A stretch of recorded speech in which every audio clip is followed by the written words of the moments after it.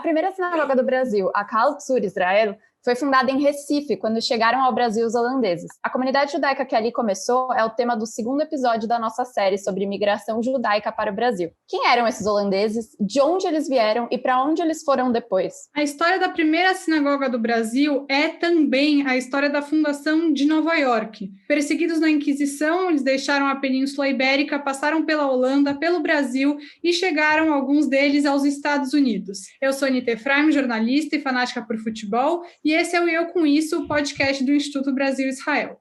E eu sou Ana Clara Buchmann, mais conhecida como Malca, ativista comunitária de longa data. Nosso convidado hoje é o escritor e jornalista Lira Neto, autor do livro Arrancados da Terra, uma biografia coletiva sobre a comunidade judaica do Recife. Lira, seja muito bem-vindo ao nosso podcast.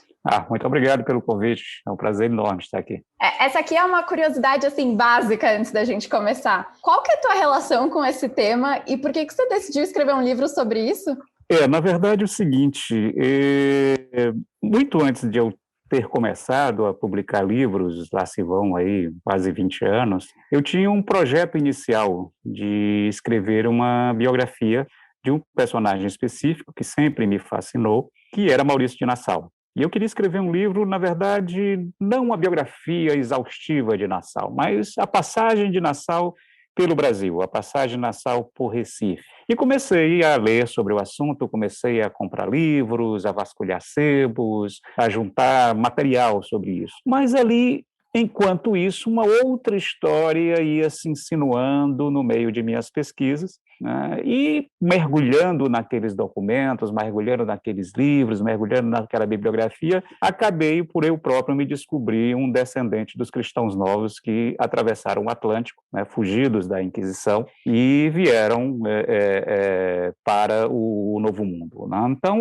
ali começou a acontecer um primeiro desvio de rota, mas percebi que era algo que me demoraria e que me demandaria muito tempo. Eu fui guardando esse projeto, engavetei, fui publicando outros livros, publiquei uma série de outros livros, 12, 13 livros, mas aquele projeto sempre voltava e eu acumulando material. Até que um dia por motivos pessoais, eu acabei fazendo o caminho de volta, ou seja, saindo do Brasil e vindo morar aqui em Portugal. E foi a oportunidade de retomar este projeto, agora mergulhando em documentos da Torre do Tombo, onde estão guardados os documentos da Inquisição. E aí eu conversei com o meu editor, o Luiz Schwartz, e ele se convenceu imediatamente que eu tinha que furar a fila de outros projetos, que inclusive já estavam contratados pela editora, e resolvemos criar essas condições objetivas para que eu me dedicasse em regime de dedicação exclusiva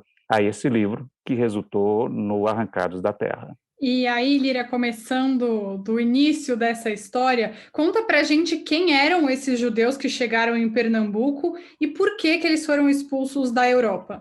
Para refazer este percurso, a partir da documentação da Torre do Tombo, eu tinha que localizar alguns personagens-chave, né? Alguns personagens que me ajudassem a contar essa história, né?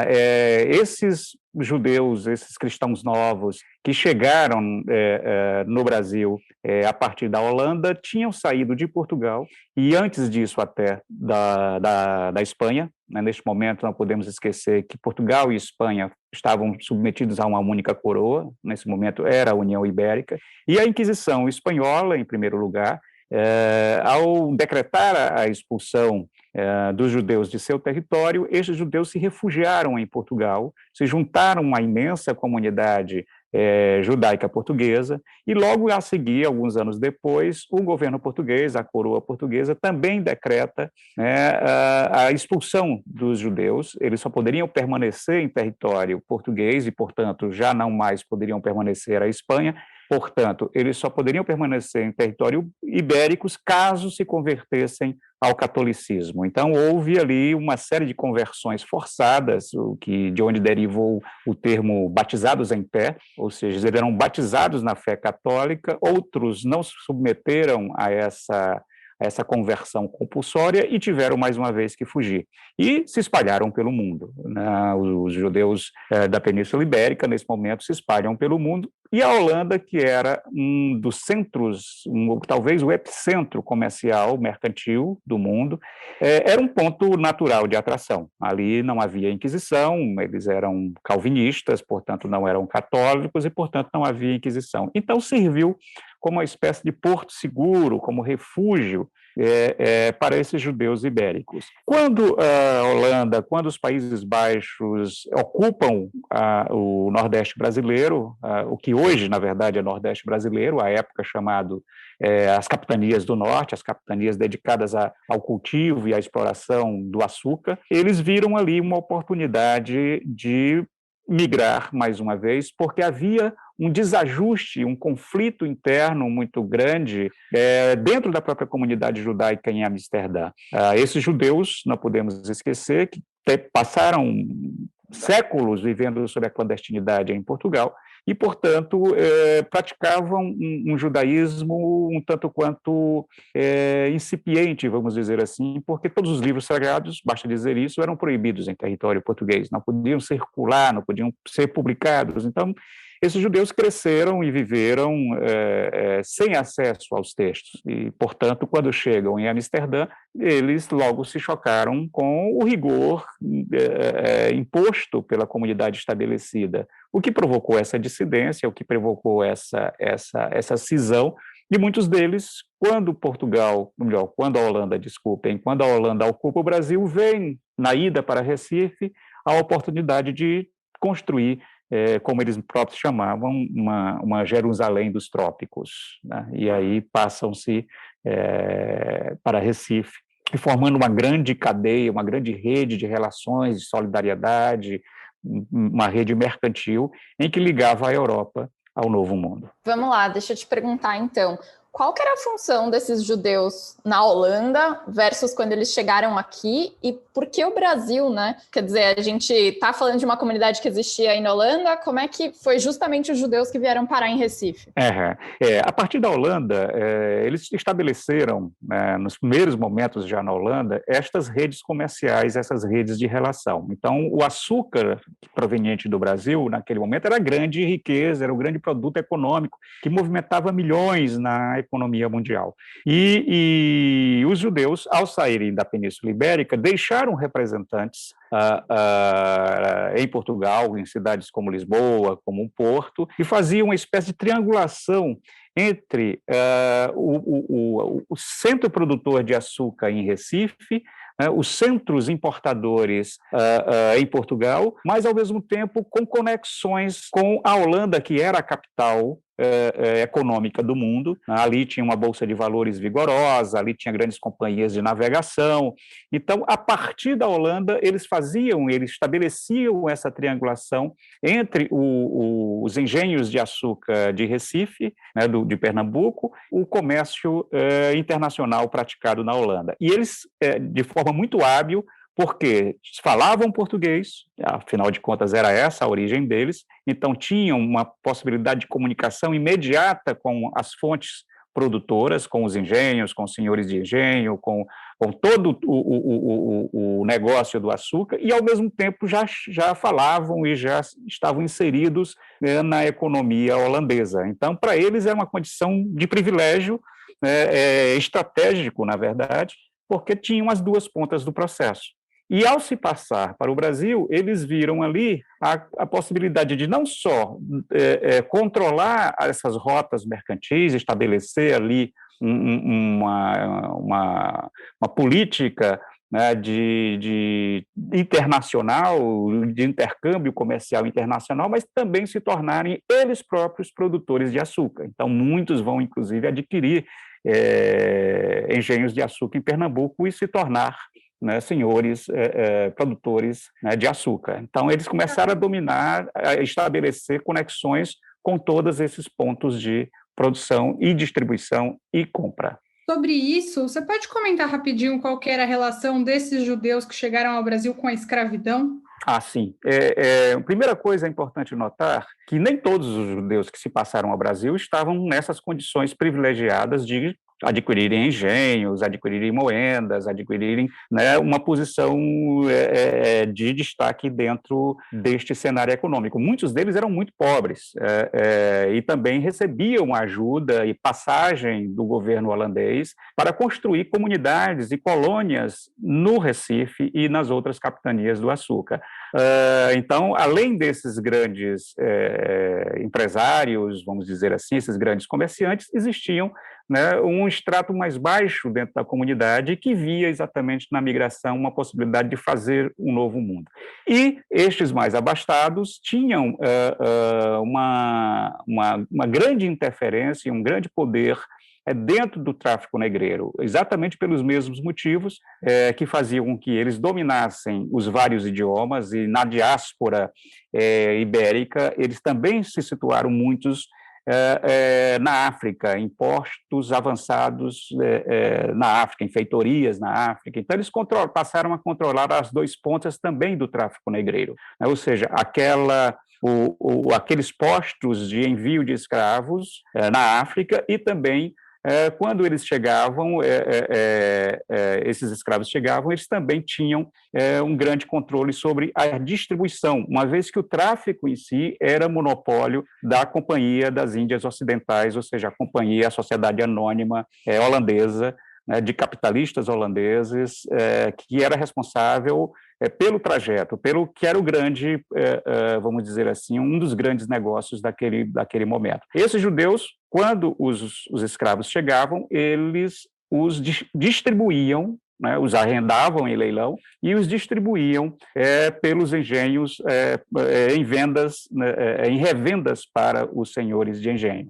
Então, ali também, boa parte deles conseguiram amealhar bastante recursos, e alguns desses senhores de engenho e também comerciantes de escravos, montaram os primeiros casarões, né, do que veio a ser a Rua dos Judeus, em Recife, que mais tarde seria rebatizada, né, sintomaticamente de Rua do Bom Jesus. Né,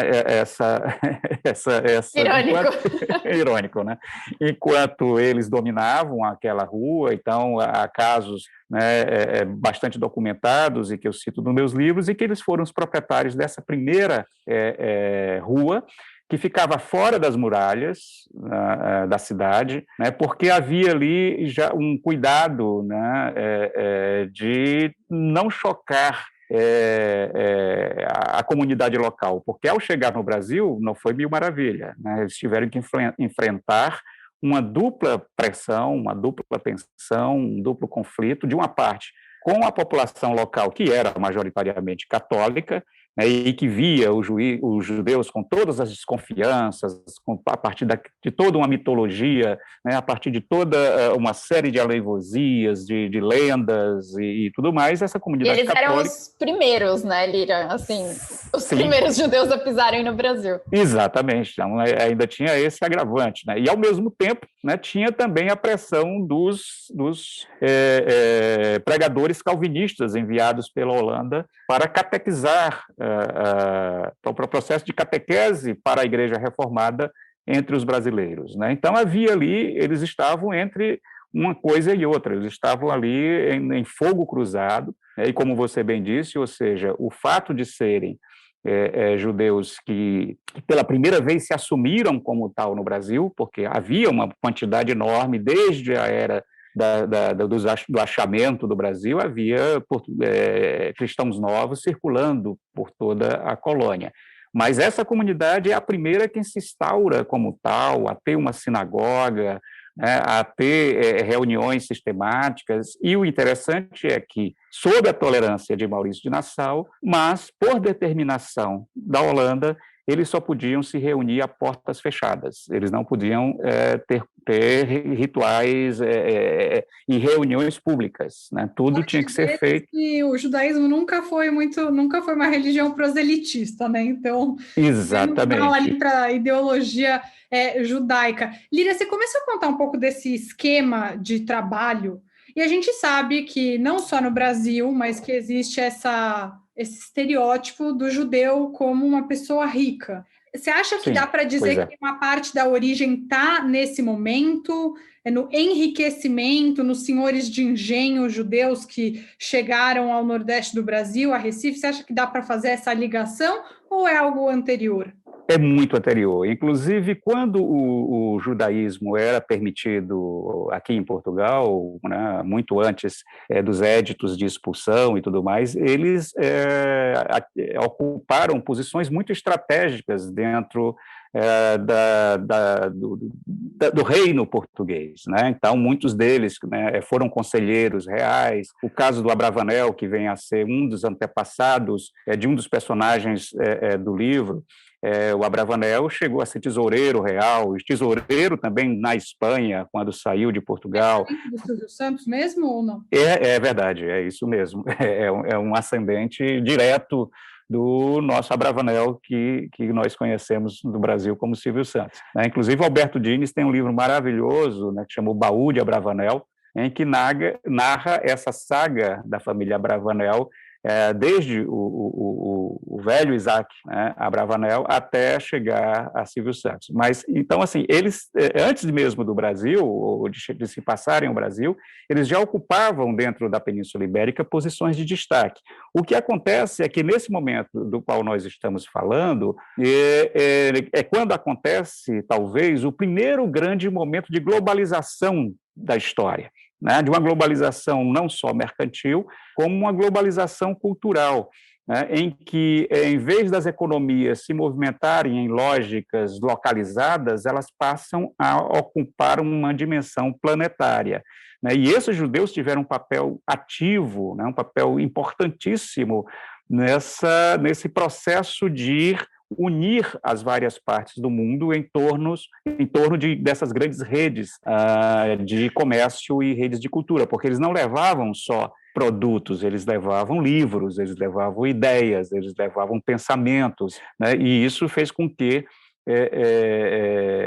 boa parte, né, desta aventura mercantil também esteja acompanhada de uma globalização cultural, religiosa e filosófica, com todas as contradições inerentes a isso, né? Com todas as contradições. Eu acabei lembrando aqui de aulas de história da escola, e aí me veio, a primeira coisa, eram que os judeus eram os únicos com permissão de fazer vendas, né? Então foram assim que vieram os primeiros burgueses, né? Porque eles iam passando entre os burgos, fazendo comércio. E a segunda coisa que também me veio à cabeça, Ani, veio a questão da usura, né? A usura, o lucro era algo que era condenável pela Igreja Católica. Isso. Então, os judeus eram os únicos que conseguiam, de fato, mexer com dinheiro.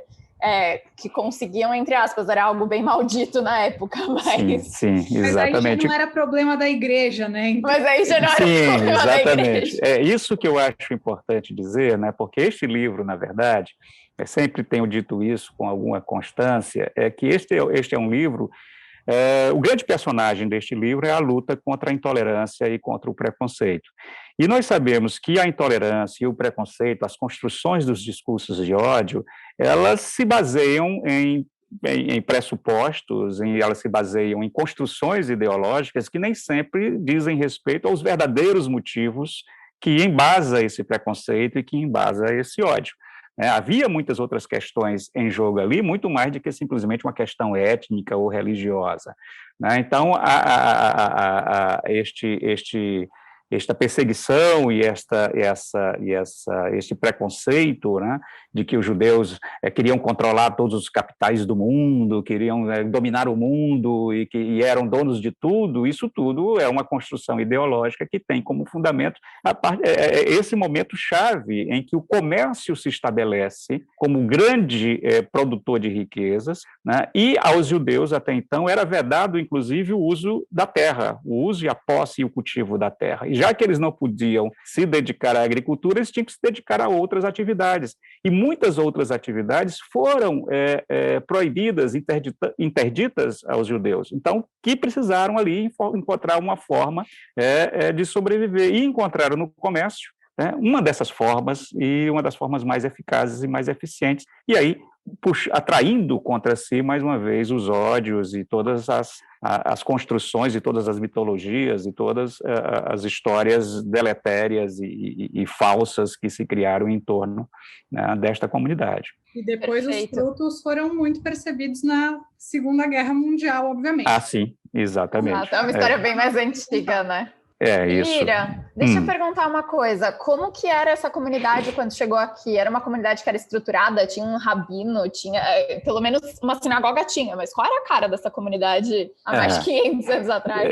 No primeiro momento, quando eles começam a chegar, é interessante notar que muitos deles, já na Holanda, né, tiveram que reaprender o judaísmo, uma vez que, crescidos sobre essa perseguição e sobre essa clandestinidade, eles, por não ter acesso aos textos sagrados, por não ter acesso a uma sinagoga, eles tiveram que se reeducar, né, no judaísmo. E ao chegar no Brasil, é por isso que, inclusive, um historiador bastante referenciado, Yosef Kaplan, os chama de judeus novos, né? Ou seja, esses cristãos novos se tornam judeus novos, né, nessa transferência para a Holanda, e quando retornam, e quando vêm ao Brasil, e quando vão ao Brasil, eles primeiro se reúnem na casa de um deles, de um desses senhores, um senhor de engenho, e essa casa é onde eles estabelecem ali as reuniões sistemáticas, né, onde comemoram os ritos, as festas, até o momento em que eles percebem que estão bem situados dentro da comunidade, sentem a necessidade lógica de ter um rabino, de ter um líder espiritual, de ter ali uma coisa mais sistematizada, né, e pedem à comunidade de Amsterdã que envie para eles um rabino.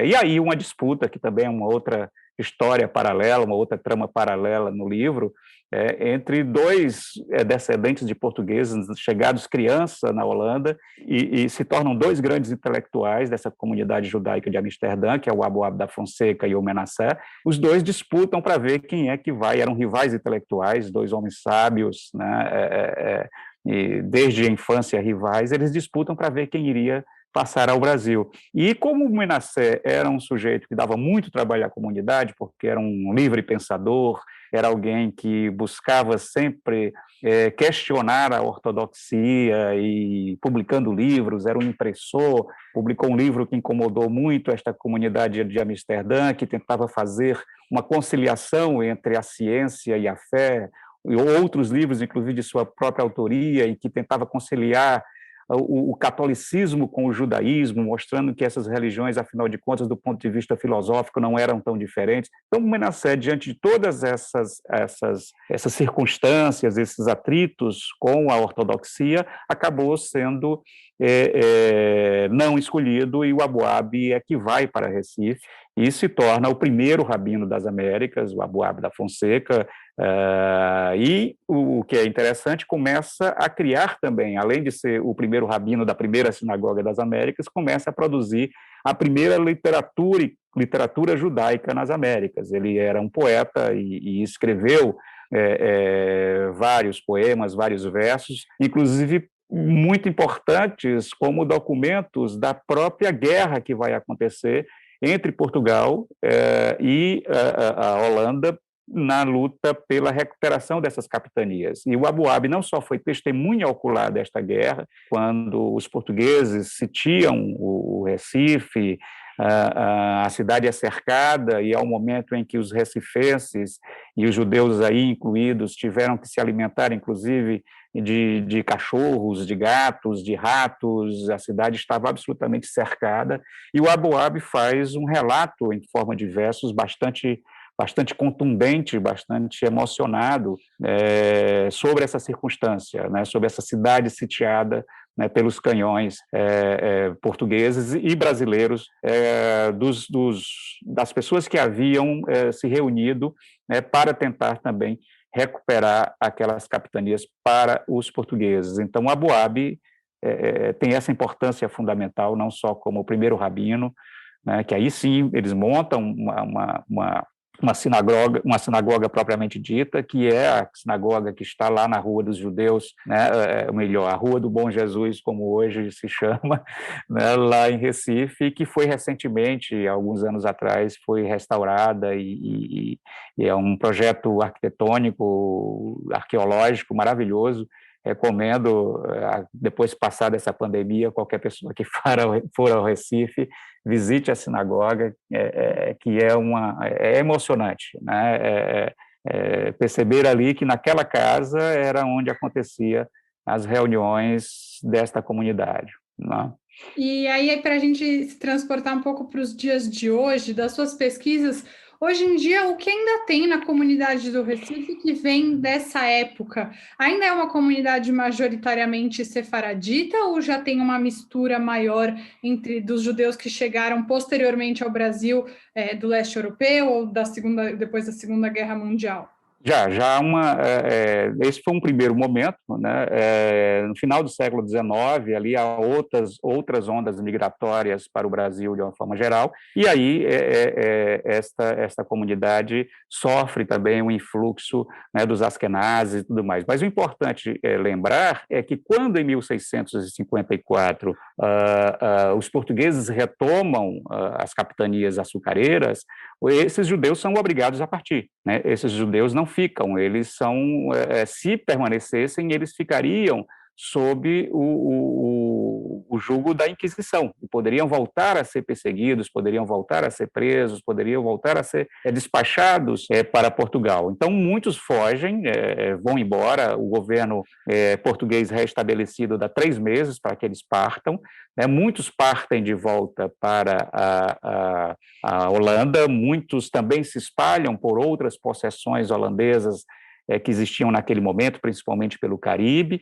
e tem o famoso caso de um barco que teria ido para Nova Amsterdã, a futura Nova York, que a gente pode conversar sobre isso daqui a pouco, mas esta comunidade sucumbe, ela passa a viver novamente na clandestinidade, e os que não partiram são obrigados a se refugiar de alguma forma, e muitos se perdem nos sertões, né? Muitos vão para os sertões nordestinos, apagam, inclusive, todos os rastros desse judaísmo recuperado, né? Eles reprimem isso e, mais ao mesmo tempo, introduzem na cultura nordestina, né, uma série de regras alimentares, de usos e costumes nitidamente judaicos, né, e que se perderam dentro da cultura nordestina e hoje são praticados e já não há mais o sentido original de por que eles existem. Por exemplo, o costume de não varrer a casa da porta para fora, né? Ou seja, não colocar o lixo porta fora. Então, da forma como se abatem as galinhas, né? Nitidamente uma inspiração das leis alimentares judaicas,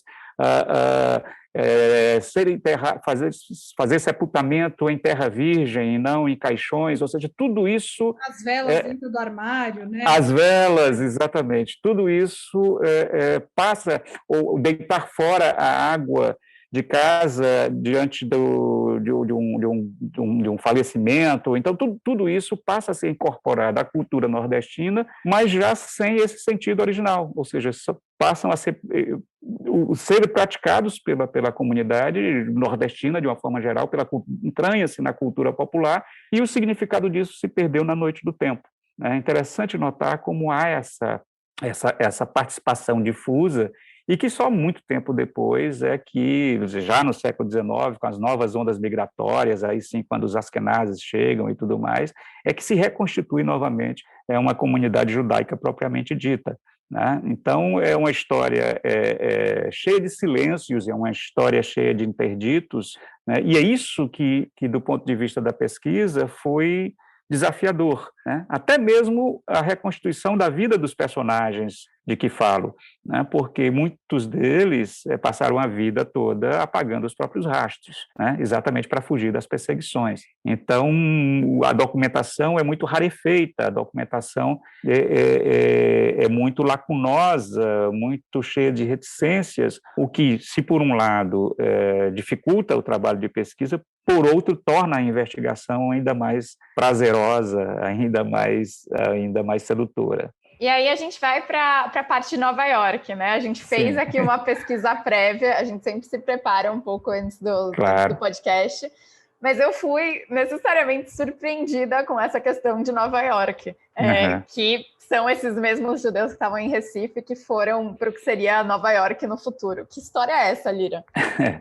Inclusive no livro, ao final do livro, eu faço um pós-escrito ali, uma espécie de capítulo final em que eu faço um balanço das fontes historiográficas e tudo mais, porque os nossos queridos irmãos pernambucanos têm uma mania de dizer assim, foram esses judeus que saíram do Recife que fundaram Nova York. Isso não é bem assim, há uma imprecisão histórica, eles não fundaram Nova York. Existiu ali um entreposto comercial chamado de Nova Amsterdã, em que já havia ali alguns judeus, né? Mas esses 23 judeus que teriam saído em um barco e em vez de voltar para a Holanda e em vez de ir para qualquer outra possessão holandesa, ele teria ido mais ao norte, né, e teria chegado a Nova Amsterdã. Por que eu estou colocando aqui na condicional?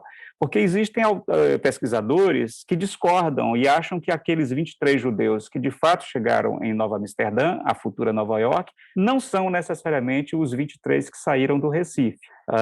Alguns pesquisadores que apostam nessa teoria, outros que acham que isto seria um mito de origem, mas, de fato, no cemitério mais antigo de Nova York, onde, inclusive, começa a narrativa do livro, né, nos dias atuais, no primeiro cemitério de Nova York, os túmulos, as lápides estão lá e são incontestáveis, ou seja, elas apresentam nomes judaicos e inscrições em português, né? Ou seja, e um deles, o túmulo mais antigo, do Benjamin Bueno de Mesquita, sem dúvida era alguém que tem comprovadamente documentado como tendo estado no Recife. E outros desses 23 passageiros, alguns pesquisadores chegaram à conclusão de que eram os mesmos a partir do confronto das listas da sinagoga de Recife com a lista dos chegados em Nova Amsterdã.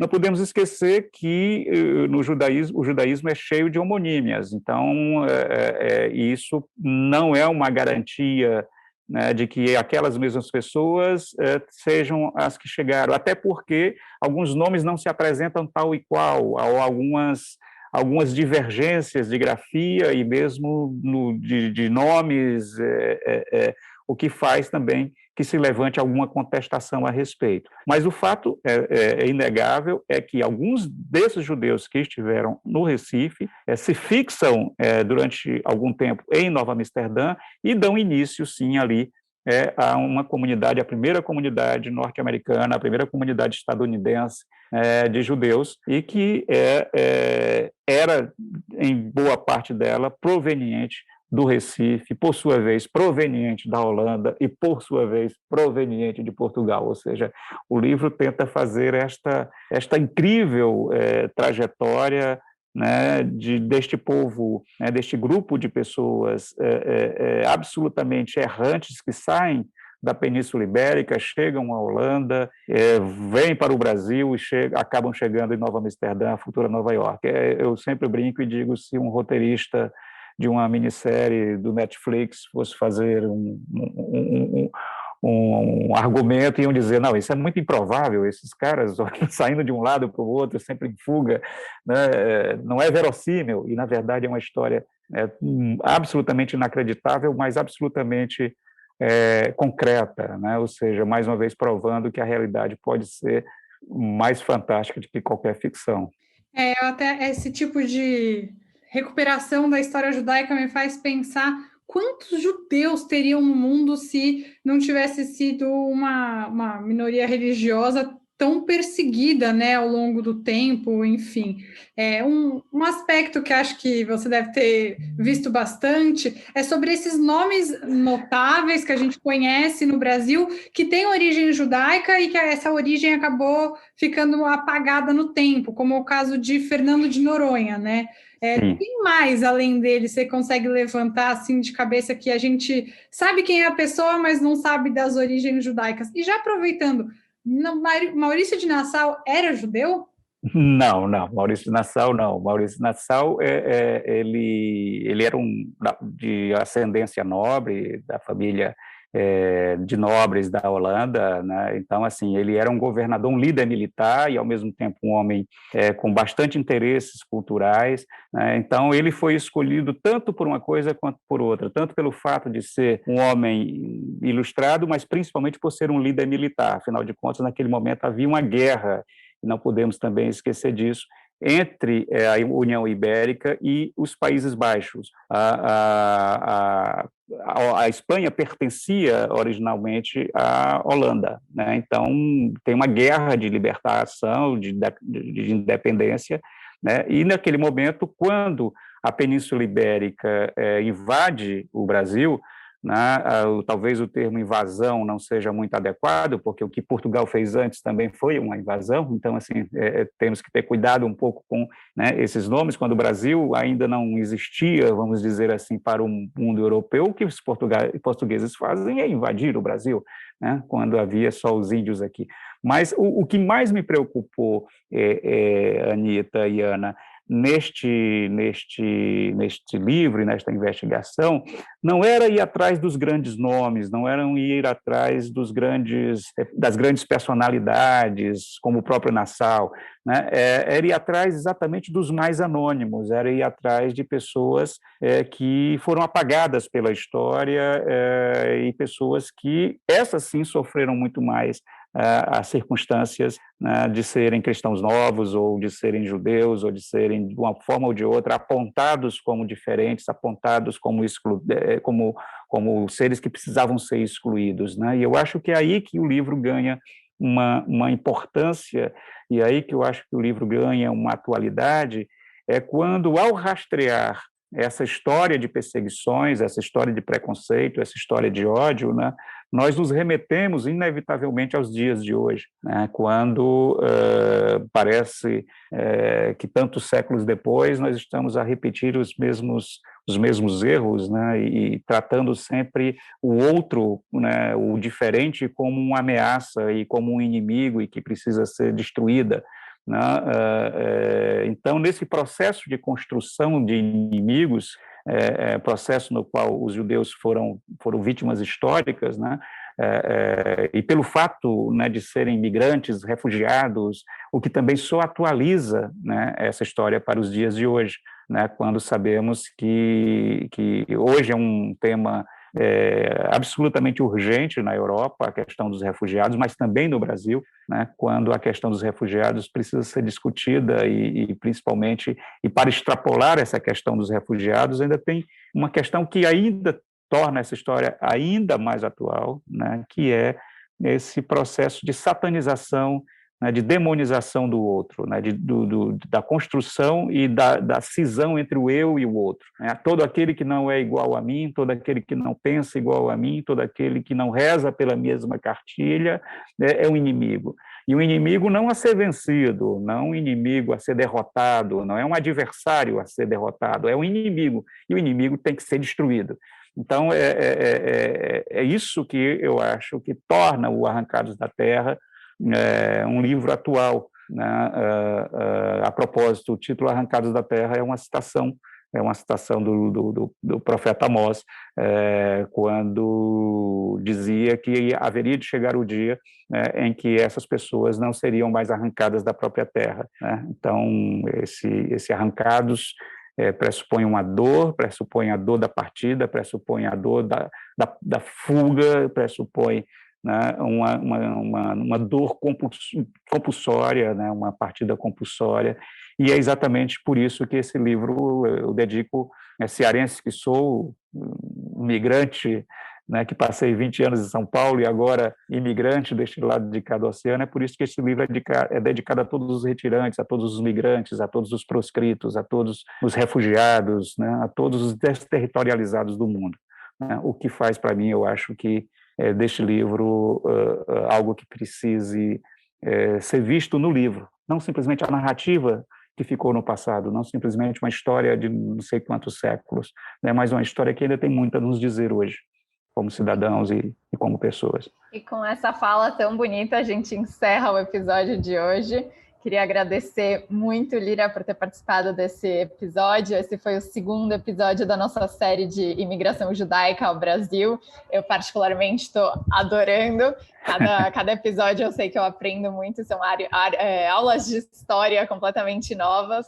O livro Arrancados da Terra já está disponível, Lira? Tá, sim, já está em todas as livrarias, como muitas livrarias estão fechadas, infelizmente ainda, né, ou pode ser comprado pela internet nas principais, como diriam, né, os meus avós, nas melhores casas do ramo. Então, assim, nas livrarias online, todas as principais redes de livrarias, o livro está disponível, e também pelo site da própria editora, a Companhia das Letras. E eu queria muito agradecer também ao Lira pela disponibilidade. Ele está dando 1000 entrevistas, e vou abrir aqui dos bastidores da produção, de que ele foi extremamente solícito e simpático quando a gente pediu para ele dar essa entrevista para a gente.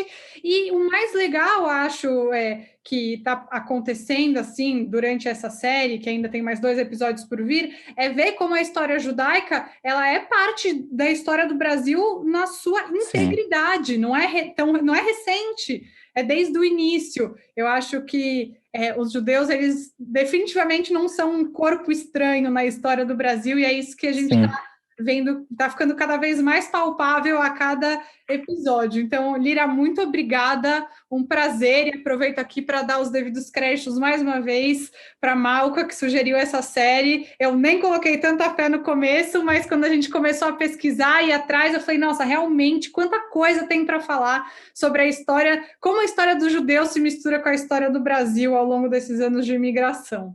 Eu que agradeço, foi um prazer conversar com vocês, e estou disponível.